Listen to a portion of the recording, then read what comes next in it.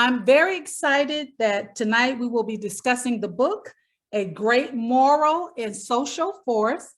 I was hoping that you could see it. It's kind of difficult to see it, but A Great Immoral and Social Force, A History of Black Banks by author Tim Todd.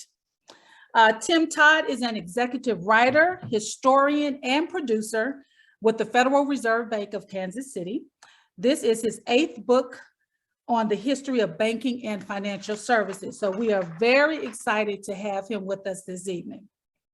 The intent and focus of this book, which we thought was a perfect conversation for Black History Month this month, was to examine some key communities and their banks at important points in U.S. history, such as in Richmond, Virginia, Memphis, Tennessee, Chicago, Illinois, and Boley, Oklahoma. Those are key cities that we will touch on today to kind of focus on, and as well as Detroit, Michigan.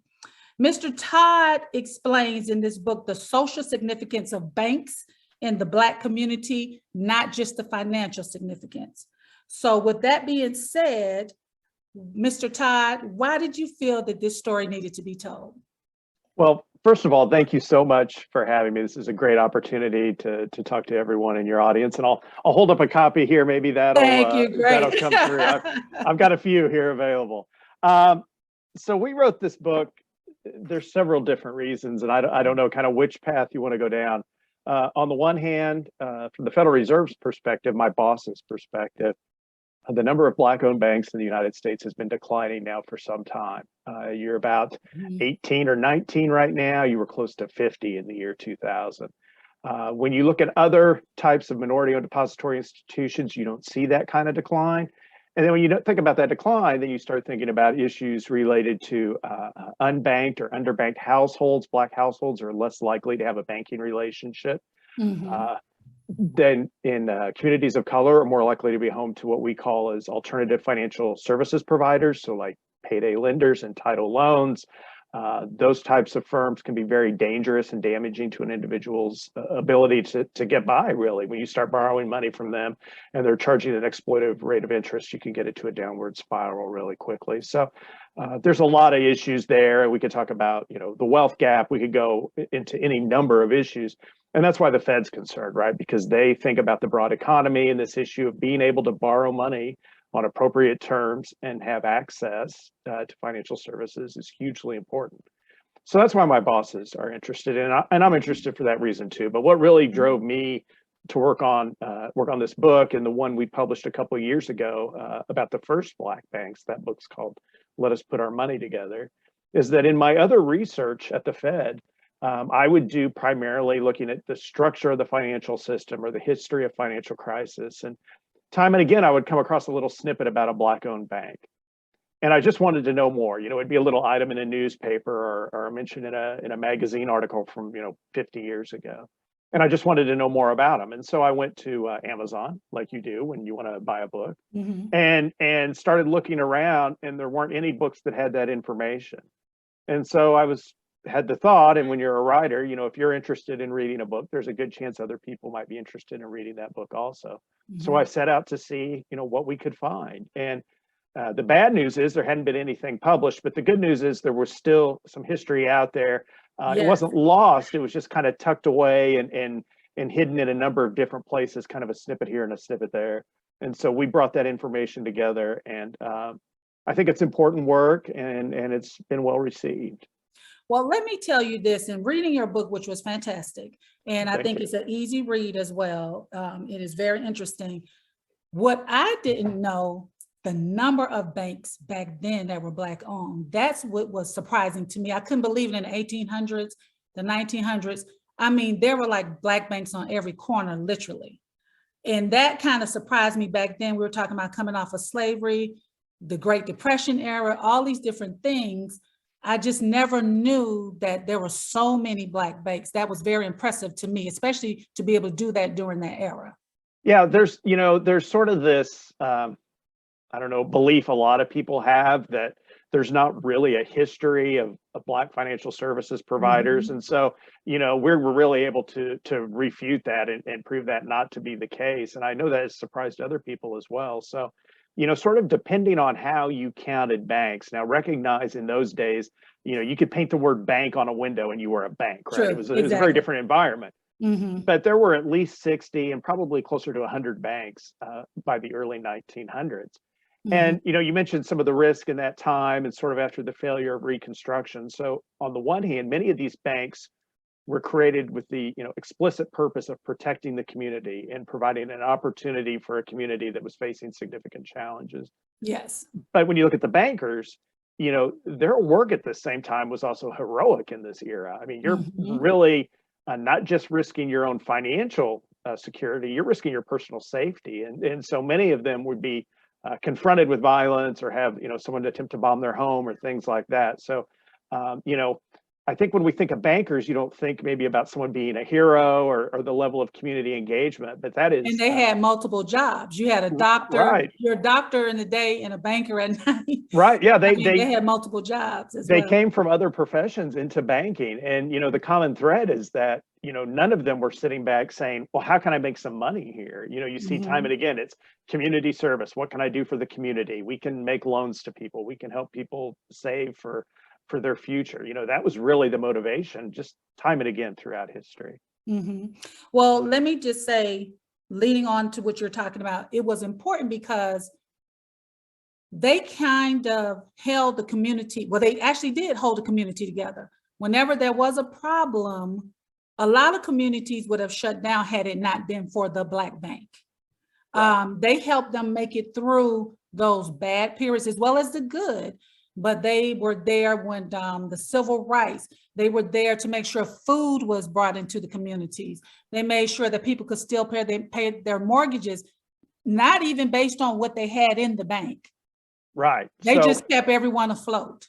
And yeah, there's many stories like that. If you look at what the banks did in Richmond at the time of a streetcar protest, and they end up financing some streetcars to help people. If you look at the south side of Chicago, where amid the racial violence there in 1919, the South Side becomes basically isolated, and bankers begin basically, they're making loans and they're cashing checks, but really they're handing out money that people can use because they're not checking anybody's ID. They don't know if people have accounts. And Jesse Benga, who was really the most prominent Black banker in Chicago, probably in the United States at that time, he's able to work some of his connections to be able to bring food and water through these lines of violence and confrontation to help the community survive. Well, let's talk about that a little bit. Touch on a little background for those people who aren't familiar with Benga, because he was significant. Touch on that. Yeah, so Jesse Benga came from Detroit to Chicago around the time of the World's Fair, and basically put himself to work. So he did some really low-level jobs. I think he ran a food stand around the World's Fair. He did some other things. Over time, he's able to save some money and he gets involved in real estate. And his mother and father had actually been involved in real estate in Detroit. And from them, he had learned basically how to do anything related to real estate. So he could run the real estate business, but he could also fix the plumbing or fix the electricity or whatever. And so through that, he's able to foster some connections in the white community. And he begins working as sort of a property manager for white landlords, and then starts having his own properties that he's leasing out to folks. And what you see happen then with him, and this happens with other individuals, both Black and white through history, is for many people during this time, this sort of early 1900s, the landlord is the wealthiest person that you may know. And so if you need a loan, if you have to delay your month's rent, you're going to obviously go to your landlord. But it wasn't uncommon for people to go to the landlord and want to borrow money. And so he expands then this business into banking and really becomes a very iconic figure in Chicago because, where he sort of resides, he has those connections in the white community that can help at some difficult times. But he is often called to the scene when there's incidents of someone trying to buy a home in an all-white neighborhood, and they find out the new neighbors are African-American. And there's resistance to that. It's Benga who's called in to sort of try and work this out, and the police arrive and all those types of things. So, which was huge during that time for him to have that relationship with all of the racial tension and everything that was going on at that time. That was huge. I right. mean, Because I couldn't believe when I read his story, the power that he had on both within the Black and white community during that time. yeah. So he had, the one thing is that even though you had segregation, it was a segregated environment. It wasn't a good environment. The environment when he got to Chicago was much better than it would become. And so Mhm. after you have the Great Migration, and then you have the soldiers come back from the war, you suddenly have this competition on the factory floor and the packing house for jobs.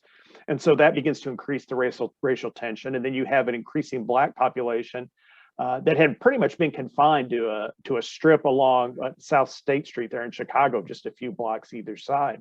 Eventually becomes too much population for that area. And as they push into the white communities nearby, you see all sorts of things happen with the block busting and some of the intimidation that goes on and all sorts of unscrupulous activities. Redlining. Yeah, based on racism and all those types of things. And Binga's really involved in just, helping keep people safe and helping them find a place to stay. Mm-hmm.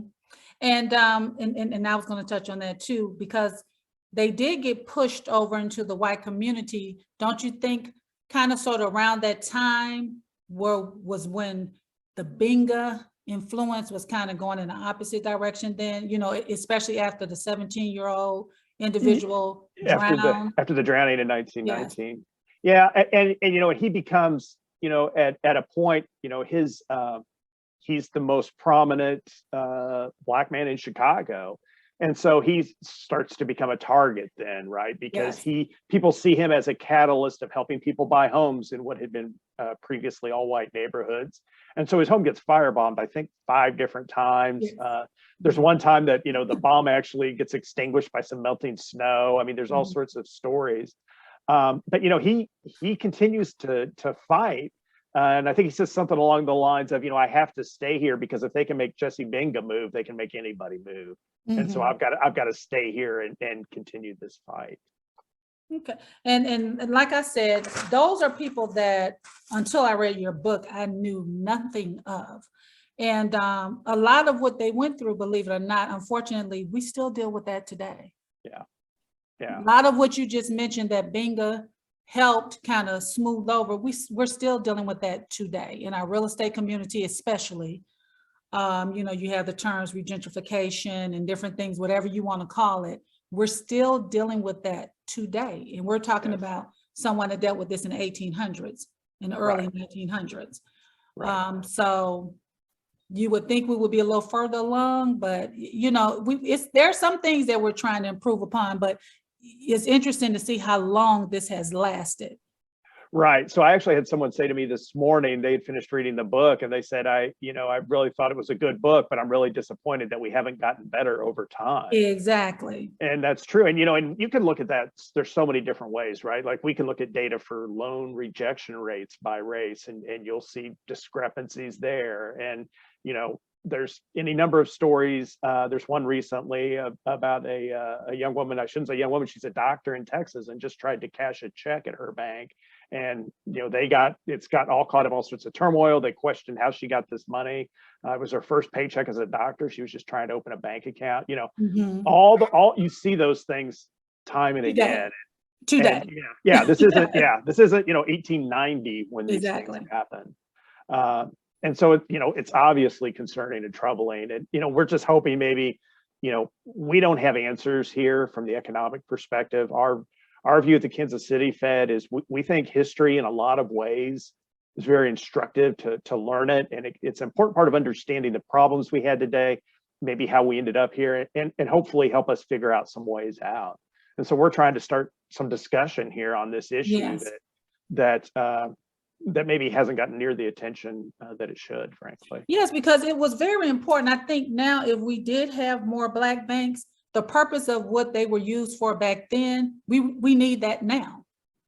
So like you said, it is important to have the conversation because some things we may take for granted. I'm just going to a bank.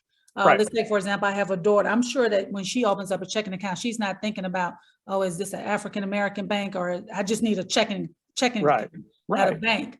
But the significance of trying to support and maintain those banks is very well needed today. We need to try to figure out a way to kind of correct that. the number one reason people choose the bank that they choose is proximity to their home, right? So whatever they go by on the evening commute, that's where they're probably going to bank, even with the fact that they may never go in that bank, that everything's online and they only use the drive-through. If that proximity is still hugely important. And it really becomes problematic when you don't have that proximity, because you think about a bank and a banker. I mean, that's a community leader, and there on the community, not only is he able to look down the street and say, hey, somebody wants a loan to build a grocery store and we need a grocery store. It's developing relationships with someone when they're young to get them into the financial system, and then they borrow money and they build up their credit, and then they're not vulnerable to some of the tactics that like a payday lender would use. Correct. And I've noticed, and you mentioned that as well, and that was interesting to me. And that's something that it's not that I didn't know, but when I read it in your book, it's like, oh, interesting. When these banks are closing, like we had Citizens Trust Bank here in Atlanta, Georgia, significant Black bank, right? That has had its challenges. But when they close, that then forces what? The payday loan establishments, the title loans for your cars, which people are getting their cars repossessed at a higher rate. And all this is happening in the majority of the time in the African-American community. Right. We so know people don't realize when they shut down the banks, that brings all those things in as well. So yeah, minority-owned banks most often serve primarily a minority-owned base or a minority base of depositors and borrowers. So hugely important source of credit for business startups, for small businesses, for home mortgages. But when those banks close, it's very unlikely that another bank is going to go into that community. And then you get like you said, the payday lenders and folks like that. And sometimes I sort of get caught up in talking about a loan, to pay for your college education, or a house or a car, whatever, but it's more basic than that. It's the refrigerator broke and I need a new refrigerator and I need a few $100s to be able to go buy one. Or I've got a cavity and I can't eat anymore and I got to be able to pay the dentist. I mean, these are,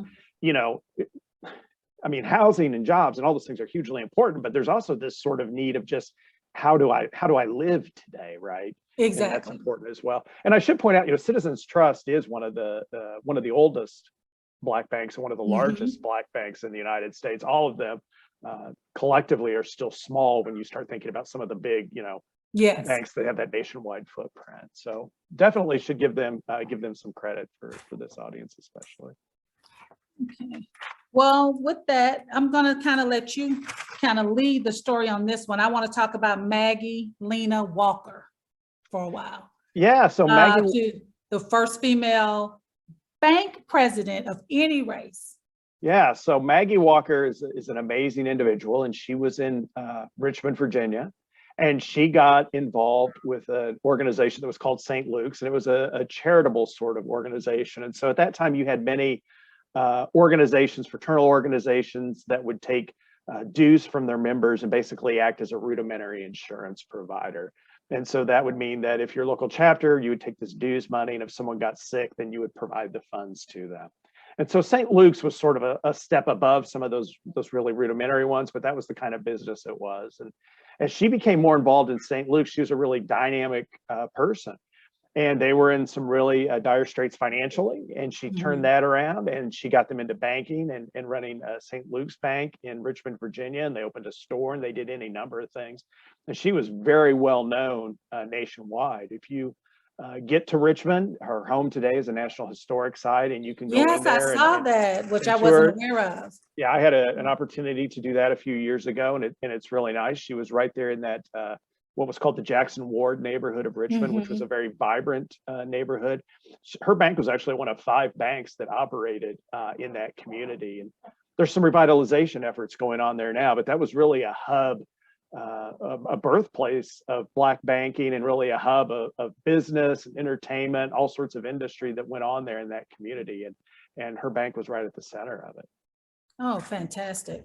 That was one that I wasn't aware of, just to know about her footprint in historic Richmond, Virginia, because Richmond, Virginia had a lot of history of this banking industry back in the 1800s. Yes. They played a vital role. Yeah. Richmond has a huge history in many ways related to the story of Black banks in Black America. Mhm. Hey, And Sharon. Oh, yes, I'm sorry. we have a Sorry, my love. question. Yeah, we do have a question. Okay. The question is, are many of the payday lenders entitled loans backed by banks? So no. So your payday lender and your title loan, they are not going to be a bank, and so they're not going to have banking like regulation on them. They will have whatever regulation applies in whatever state you happen to be in. So those are regulated at the state level. I'm not familiar with the laws in Georgia. I know some states are much better at it than others. I don't know that any of them are really good at it. But they are able to charge these really high rates of interest because Yes. they are outside the banking system. And Mhm. so, I mean, we can talk, you could borrow a few $100s and be thousands of dollars in debt in a very short period of time.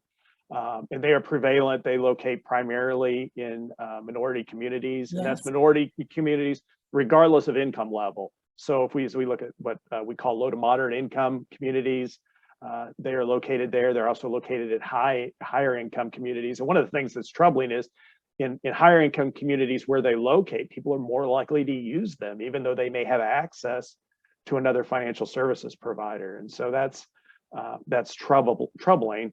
Many of these firms, though, they work really hard to form a relationship with the community, and people feel as if they're being treated honestly. And if they're treated honestly, I don't know, but they are probably being taken advantage of, or at Mhm. least putting themselves in significant peril. Correct. And then none of these establishments either assist with raising their credit score. Because, these Right. fees, when you're making payments to these firms, it's not like it's being reported to the credit bureau. But if you do miss a payment or they repo your card, then you have to deal with the fallout from that. Right. So that's Whereas, something else that people don't think about when dealing with those establishments. yeah, you can really get in a downward spiral Mhm. very, very quickly before, you may think you're ahead of it a little bit, but it can get away from you so quickly. And there's so many examples of that. Yes. Okay. Well, Mr. Todd, this is a question that I want to discuss. What are the overall success and failures of Black banks? Were failures mostly due to institutional racism or mismanagement or both? So well, first of all, the failures we've seen, or the banks that have closed in the last 20 years, have happened for all sorts of reasons that affect any type of bank or any type of financial institution. So some of them get acquired, some of them get closed. Some of the closures actually we have seen have related to difficult times in the community they serve. So you get around the 2007, 2008 housing crisis, you saw Black communities hit particularly hard. A bank can uplift a community, but a bank is also reliant on its community. When that community's hit hard, the bank's going to suffer too. And so you saw some of that with the early Black banks, particularly around the Great Depression, where the community and their customer base was hit hard. I would say, though, overall, at least for the first Black banks and many of the banks we talk about in the book, they were exceptionally well run compared to many of their peers. Yes, yes. So when you look at like a bank, especially like the first banks, and you look at the banks in Richmond, a bank at that sort of turn of the century, 1900 timeframe, it would probably only last 5 or 6 years. It wasn't a bank the way you think of an institution today. And some of those earliest banks, they were lasting 20 years, and they were providing important resources. One of the banks in Richmond, actually, at a time of financial turmoil, the local school district came to the Black bank and said, "Can you help us out?" Because none of the other banks in town could. So they were exceptionally well run, and I think that gets back to strong management, good leadership, recognizing their customer base, being innovative in serving that customer base. So some of those early banks would do things like structure loans more in the way we do today, where you were able to get longer payment schedules and lower interest rates. That was really unique for that time.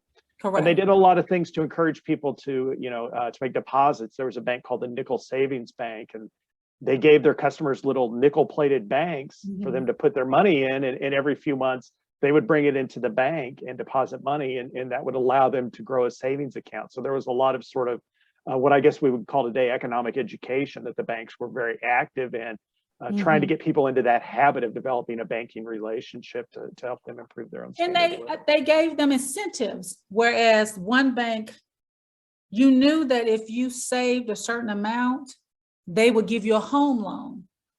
So that encouraged you to, let me just make sure I'm staying on the right path, because I know they are going to help me. I think that's a little bit of what's a little different now. What I do hear from some people when you're trying to support your community bank, Right. do they support me? You know, I'm putting my money in this bank, but then when I supposedly Right. need something, I'm being turned down for a loan. So that's what the frustration is like, but are you there for me when I need you to be there for me? Right. And that gets back to sort of that, the point we were talking earlier about when you choose a bank because of proximity. You are you're saving your money in a bank. You're also investing your money, although you may not think of it that way. Certainly the bank is going to invest your money, and they're going to make decisions about where they allocate that money. And so, if it's important to you to help your community, then you should learn about where your bank is investing that money. Is it investing it in your neighborhood or your town, or is it investing, in another state or somewhere else across the country? How is it using that money? And I think that's something people don't think about, and they should. Look at, is the bank supporting our community? That's important, because like I said, that's usually what I hear when people are trying to, like you said, they're trying to start that business where it's difficult to just get over that hump. Then that's when the problems arise and difficulties and discrimination and things of that nature. Then you get frustrated. Right. So then now you're back to square one. But then also, like you pointed out as well, when the economy does go bad, it's unfortunate because those banks usually get hit the hardest when things do crash. And it was impressive back in the 1800s that you were talking about some of those banks, that they were able to last a couple of years when these things happened. They were paying people's paychecks, mortgages, things of that nature. They didn't just immediately crash. Eventually, it led to that, but they were able to sustain helping the community for a while, for people to get out of that situation. That it even helped some people in neighboring communities, which was impressive. So, you just don't hear that today, but it was all about, like you said, the purpose of your book is not just about the banks being the financial cornerstone. It's what they did socially, the service part of it, the helping the people in the community, that part of it. So that's actually what I liked about the book, is just not talking about the finances. You didn't realize how important and significant banks were for holding those communities together. Right. Yeah. Definitely. Yeah. I actually have two questions that are somewhat related to, to what we're talking about. The first one being, what were some of the ways banks helped to save communities, and was it ultimately to their detriment? And the second question is, how can we support Black banks other than being a customer of one? Some of that, what we talked about as far as, how did they help the communities? We've talked about a little bit on some of the things, on the south side of Chicago. And there was definitely stories. If you look at Tri-State Bank in Memphis, comes to mind, that things that it did to actually help people in Mississippi. So after the Brown versus Board of Education ruling, there was an economic freeze that was administered in some of Mississippi, and basically banks called in people's loans. And so if you owed them money, they basically said, well, you got to pay it all now, or we're going to foreclose on you. And so this was happening. Families were in danger of losing their livelihood, and Tri-State Bank worked to get deposits from across the nation, and loaned money into Mississippi to try and help those people survive some very difficult circumstances at that time. And so there's a lot of examples of things like that happened historically. Now I've completely spaced off the second question there, Young. Well, the second question was, how can we support Black banks other than just being a customer of one? So talking to people and explaining a little bit about how this dynamic works, and to challenge them to think about where they put their money, and then deposit money with them. And there's been a lot of attention on that recently. We've seen in the past 18 months or so, some corporations have made a very public display of depositing money with Black banks. Some have gotten more money than others.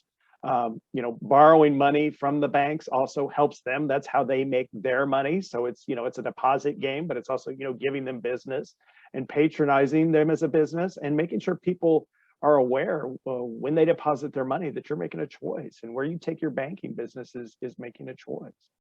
Well, I think it's important too. That's perfect. Some people may want to invest, but then they need to find out where are the Black banks? Who are they? I mean, Right. you know, we can easily say, okay, we'll maybe look it up and, as they say, Google it. But Right. you know, the awareness, the information has to be out there. You Right. should easily be able to identify who are the Black banks. Right. Where So do I you, need to go to without trying to figure it out? Because there are so many Black banks that if you said the name now, I'm sure no one knew that was a Black bank. right. So some banks are much more make that known more so than others in the way they sort of do promotion. So one thing you can do, the FDIC has a website, and you can look for minority-owned depository institutions from the FDIC, and you can go and you can get a list of banks, and you can go through there and sort of figure out where they're located.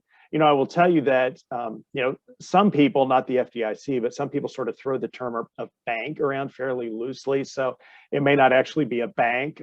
There's a type of organization called a CDFI, which is a community development financial institution. They do a lot of good work in the country, in communities all over the place. But they provide loans in communities, but they're not a place that you can save your money. But CDFIs have a lot more leeway generally in how they can lend money. And it has to do with how they're structured than maybe a bank does. So that's another type of organization that's out there as well. Okay. So that's good information to know, definitely. You know, so definitely the marketing and the PR is important.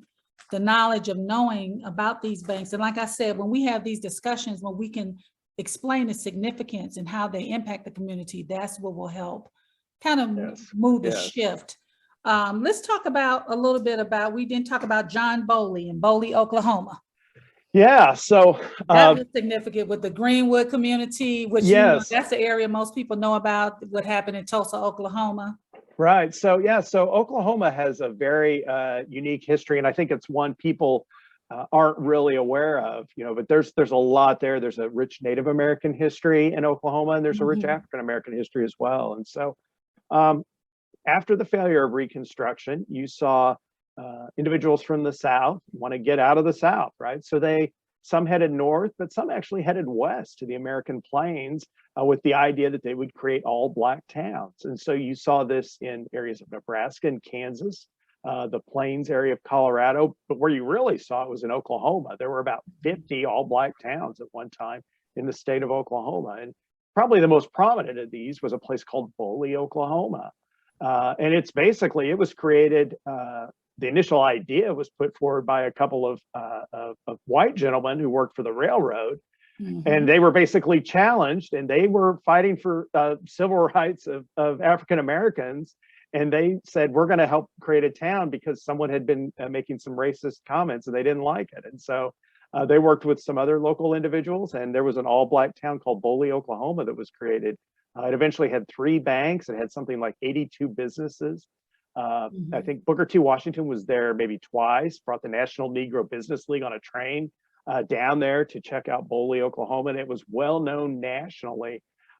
It's a very interesting story. A lot of people are unaware of, but actually at the time when Muhammad Ali was caught up in trying to get his boxing license issues resolved, for a while he was planning a fight in Bowley, Oklahoma. They were going to put a big tent up there.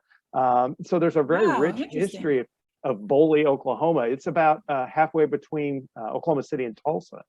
And then, of course, the thing most people think about when they think about this history in Tulsa is, of course, Greenwood, the very vibrant neighborhood that was then destroyed in 1921 under a just horrible, violent event. Greenwood, it was kind of interesting. One of the things that was interesting for us to learn is, even though it was known as Black Wall Street, Greenwood didn't have any Black-owned banks. And so we were surprised to find that out, and actually went back through and examined real estate records and business licenses, trying to match and make sure, you know, what are we missing here? Some folks actually in Tulsa helped us with that. And there weren't any. And so we kind of wondered why. And then if you look back in US history, banks are generally created in situations where people don't have a lot of money. And so they need to pool their money together and then lend that money out to create opportunities in the community. And Tulsa was a different environment. You had a lot of oil money there in Tulsa. So even service sector, you know, domestic servant type jobs were very well paid compared to what they were paid in other parts of the United States. And then, excuse me, not Boley, but Greenwood was developed primarily by a couple of gentlemen who came in there and bought the land. And so they developed it and happened to get in right at the time before oil took off, but they self-financed many of the home building, home buying, land purchases. And so they were basically private lenders. And then there were other private lenders that began to emerge in the community as well. Some that actually had relationships with white banks in Tulsa. Of course, what ends up happening there is the tragedy where so many lose their lives that we're still, learning more details about, I think, even today. But at that time, after that happened, and people nationally said, what can we do? They actually had to send their donations to the bank in Boley, Oklahoma, Yes. because there wasn't a bank in Tulsa that would handle those. There wasn't a Black-owned bank. And so that little bank in Boley becomes very, very important to trying to help the people there in Tulsa. Yes, I saw that and I thought that was interesting too. Like after the tragedy struck in Tulsa, they actually had to come back to Boley for assistance because that's where the bank was. That's where the bank was. So Yeah. again, it shows how these community banks, they reach out, how far it goes out to assist people. And, like you said, the Greenwood community was supposed to be the community that you just thought of, that's where all the money was. Right. But Boley had to step in and try to help them make it through that a little bit as best they could. But of course, we all know they couldn't recover back to what they used to be with that whole awful Greenwood situation. Right. But and then it was interesting too with Boley. That's why I wanted you to touch on the significance of that, where again, you would think that the creation of an all-Black community city was actually set up and started by a white individual. Yeah. So that was another twist back then that people aren't aware of. And, I saw that he literally just actually put in his blood and sweat to pave streets. Yeah. And, do things by hand to literally build up that community. To build that town. Yeah. And they helped create that town and then they basically disappeared. And, exactly. it's a really interesting story and one I think more people need to know and really appreciate. But then the flip side of that also, Mr. Todd, you had Frederick Douglass, that when they were trying to build these all Black cities, on one hand, we look at that, like I was having a discussion with a cousin, a relative of mine, and she looked at that as that is a good thing. You think of all the good qualities if Blacks can just have their own city. Right. Just you can build up the confidence that, everyone's coming together. So it's good points in that. But then also Frederick Douglass, when all of this was occurring, he opposed it because he felt we're isolating ourselves. So we're feeding into that, making us separate. Right. And that also makes you a target.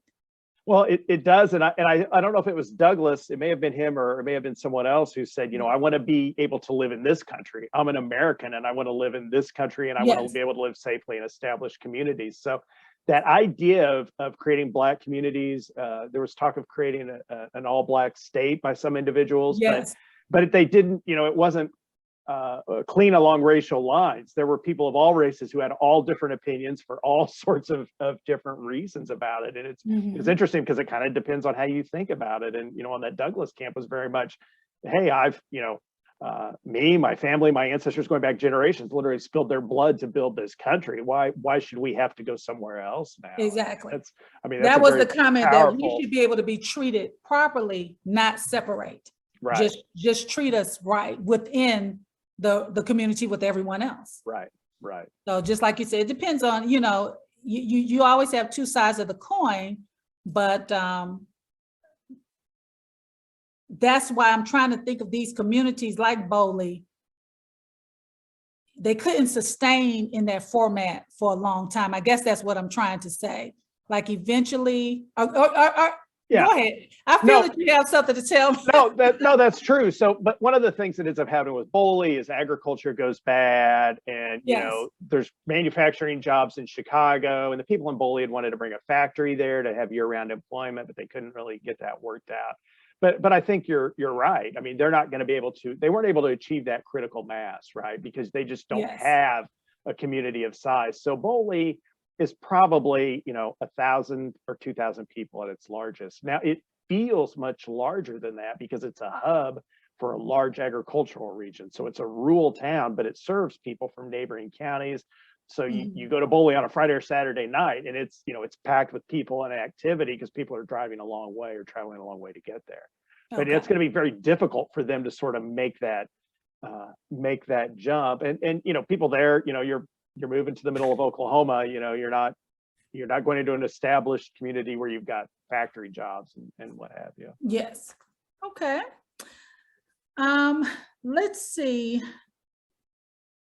We talked about some of the major players in the banking industry. We talked about Oklahoma, Boley, and we talked about a little bit about Richmond, about the Jackson Ward community. Did you want to say anything about the impact, even though we touched on Maggie Walker, but just how significant that Jackson Ward community was during that era? It really was. I mean, it was a place that was known nationwide for being a real economic hub. And it's, it's one of those places, Richmond is a smaller city. And so I think people might be surprised to know that especially given Richmond's Civil War history, to know that you had this vibrant Black community that was created there that starts to develop, 20 or 30 years after the war is over. And, it's very interesting that sort of history you have there in Richmond is it's very complex, and there's a lot of sides to it, certainly. And the political side as well, as far as how the banks contributed to that. Right. That's why I thought it was a little interesting, because it was a little different because it was in Virginia with all of the, what I would call barriers. But at the same token, Blacks were very influential and had a lot in Virginia during that time. Right. Right. It's interesting because I think if people aren't really aware of the history, sort of understanding all the different things that happened and how the environment changed, and history is very complex, and there's a lot more to it than you're going to learn, in your high school or history class, for example. Yes. Okay. Let's talk about Netflix. Yeah. And the new emerging banks, that side of it. So Netflix, the digital banks. Yeah, so Netflix very publicly made deposited some of its money, some of its cash in some Black-owned financial institutions, banks and non-banks. And that's, something that we have seen. You actually saw that happen in the late 1960s and early 1970s, where you saw some corporations step up like that. So that's happened before, but it definitely helps those banks, provides them with additional funds to lend, and provides them with some support. You talk about sort of the digital banking, and I think that's sort of the question. How do digital online app-based banks, how do they sort of fit into this equation? I continue to, I guess I'm old-fashioned. I continue to believe that you should have a brick and mortar bank building, a personal touch community, because I think that's important. Some of these community leadership things that we've talked about, I think when you're the banker sitting there, you come to know people in the community. They know you. You know them as more than a number in the bank book. You know their character. You know what the community needs, and so if someone comes and is offering those things, you're able to help be a catalyst for those things to happen. But I know digital technology is reaching a lot of people, and it's sort of, how do you sort of look at that? And if it's, if it helps the individual, if it provides them with a place to save money or be able to make, digital payments when they go online, I mean, it's hard to really argue against it. But I feel like on some of those digital options, that I feel like a little bit maybe an opportunity is being missed, where you could have a traditional bank that might help more a local community, whereas the online application is not going to be able to do that. It might help you individually, but as we think of how do we help the community, I feel like those dollars aren't maybe being used. Exactly. I think it's important. I agree with you. I think it's important, the relationships, the personal touch, just being able to walk into a bank like they mentioned with Binga. I mean, people could literally, they knew when they were in a certain particular situation, you picked up the phone. Right. We need to call Binga. Right. Binga. You knew who to call. He knew who you were. Yes. You were able to establish a relationship where you knew someone was there to support you. It was right. It was a personal thing. He was the money man. People knew him when they saw him on the street. His name was painted huge on the side of a building on the south side. Exactly. And people knew that, and I think that's still important today, no matter where you are. Exactly. Well, what do you think, Mr. Todd, as far as what is the forecast for the Black bank, in your opinion? Like, I know it's a lot of work that we need to do because we've lost a lot of them, as we stated at the beginning of this. But, as one of our listeners pointed out, what can we do to try to assist with moving that forward? But what do you see as maybe something possibly in the future that can kind of get this back on track? So there's a few things I see. There's one thing I see that's positive, and then I also have some other thoughts that sort of relate to that, I guess I'll say. One thing that I think is positive is there's a lot of social activism right now.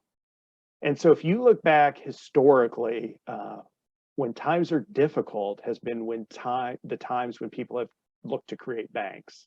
That's when people have sort of Sure. rallied around the idea. And you see that if it's 1880 or 1967 or whenever.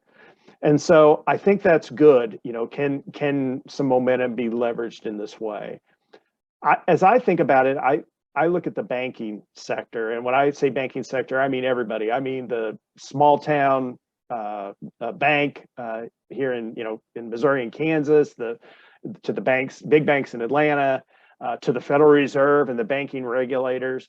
I think all of us need to figure out a way to bring more minorities into banking professionally. So we need to be able to attract and retain and develop future leaders of color throughout the banking system. There's a desperate need for that, and I think all of us have a role there. I also think that when a bank and all of us in the industry, when we think about the people we are bringing to bank, beyond issues of race or ethnicity, I think we need to think about the character of those individuals. So we need to think about, how do we attract people whose motivation is community service, or public service, or public uplift, and then bring them into the bank and say, okay, you can identify and have a passion for finding these opportunities and people who need help and people who we can make a difference in. Now, I'm going to teach you this financial business, and I'll teach you the banking business, but your character is what I'm relying on to help serve the community. And so I think those are the kinds of things that need to happen at banks of all types. Yeah. I agree with you. That's a different way to look at it. And we do need that. And that goes back to your point of the brick and mortar. You can only establish that if people are coming in. Right. To get to know someone. You can't do that digitally. Right. You have to be a part of outreach in the community, getting out. And also, I think it's important to touch our young kids. You have to start early. Yes. I think that's important. That's huge. I mean, I see a lot of churches, including my own, that start banking programs at the church. Yeah. But it isn't with any of our African American banks, but at least the concept is there. Right. So we definitely need to do more of that. Right. Do we have we have a question in there? Yes. Okay, Actually, we have a few. One, I think, Tim, you pretty much touched on, but the question was, looking for solutions today, is it best or easiest to have more Black banks or more Black people in the banking industry? And I think you kind of addressed that with the last question. Did you have anything to add to that, or pretty much you no, I mean, I could touch a little bit. There was a discussion around 1970 that got quite a bit of attention in the country about the idea of, how do you get the big banks more engaged in serving minority communities? The idea being that minority banks are generally small, and you need to get the big banks more engaged. So that kind of relates to that question: is how do you, is it more banks, or how do you approach that? That is an issue that's got some history of debate around it.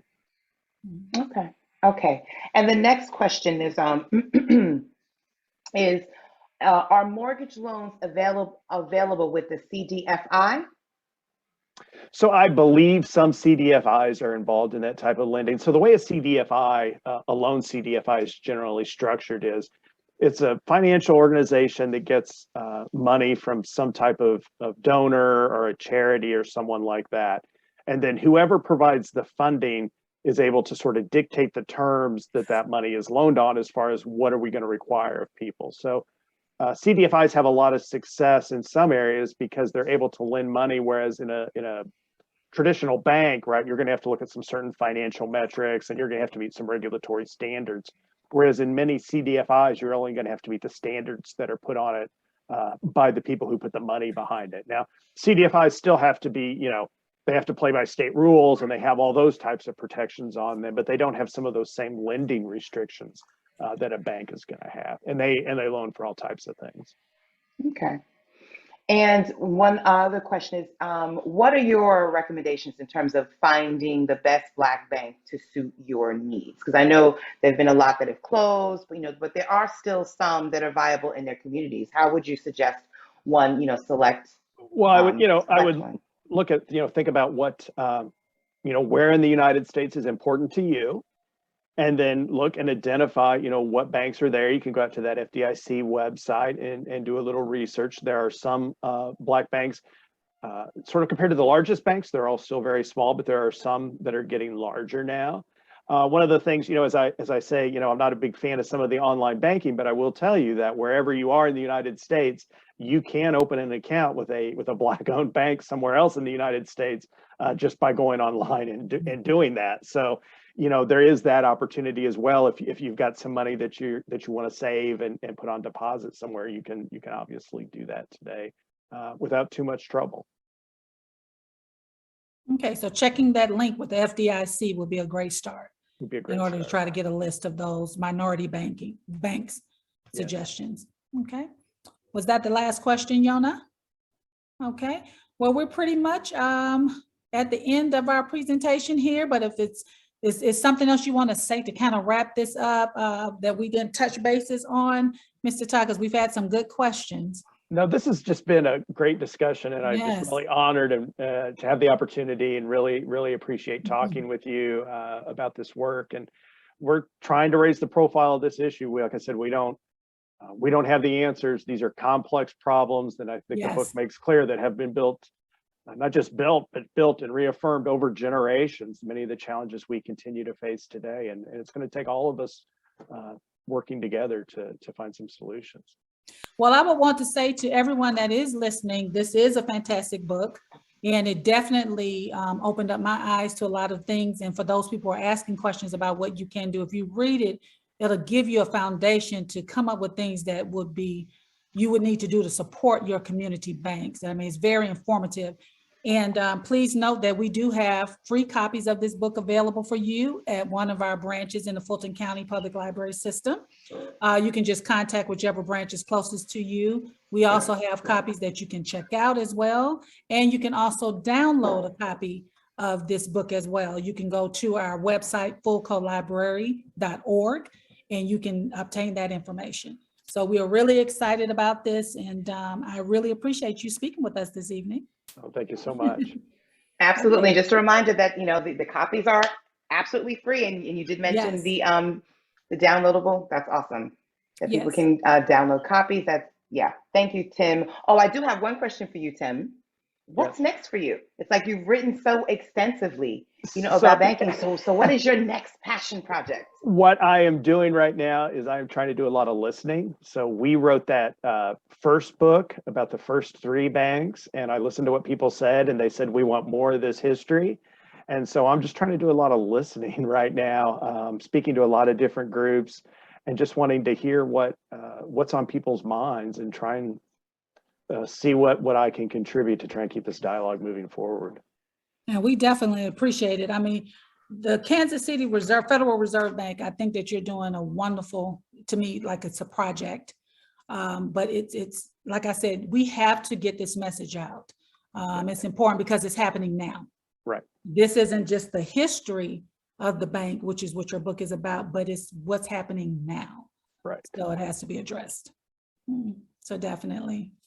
So I thank you. And I appreciate everyone for joining in today, and look forward to some more exciting programs such as this. And again, thank you so much, Mr. Todd. You bet. Thank you. You're welcome. Bye-bye.